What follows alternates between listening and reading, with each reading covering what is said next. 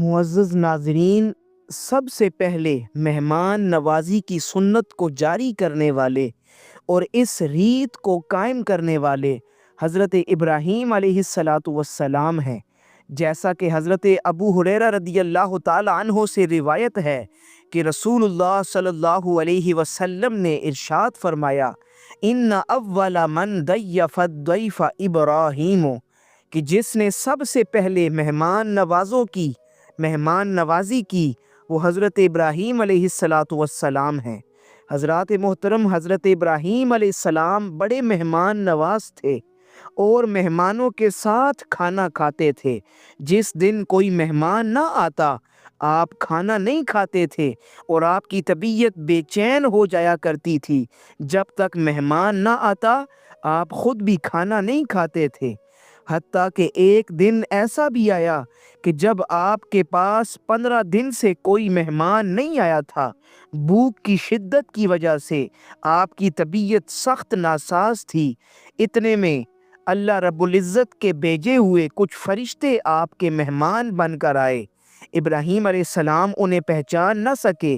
ان فرشتوں نے قریب پہنچ کر السلام علیکم کہا تو جواب میں خلیل اللہ علیہ السلام نے وعلیکم السلام کہا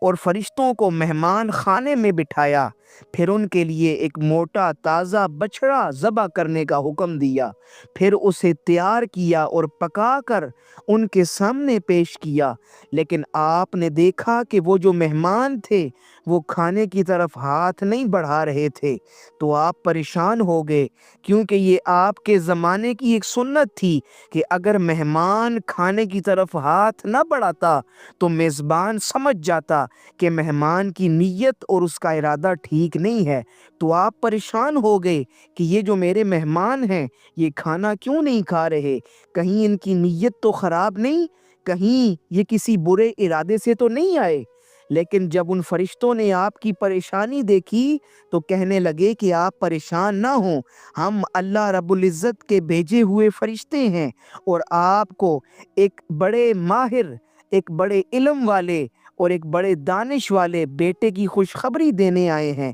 تو آپ کی بیوی سامنے آئیں اور کہنے لگیں کہ ایک تو میں بڑھیا ہوں اور پھر اوپر سے میں بانجھ بھی ہوں، میرے ہاں بچے کی پیدائش کیسے ہو سکتی ہے؟ تو فرشتوں نے کہا کہ یہ آپ کے پروردگار کا حکم ہے اور وہ جیسا کہتا ہے ویسا ہوتا ہے، اور بے شک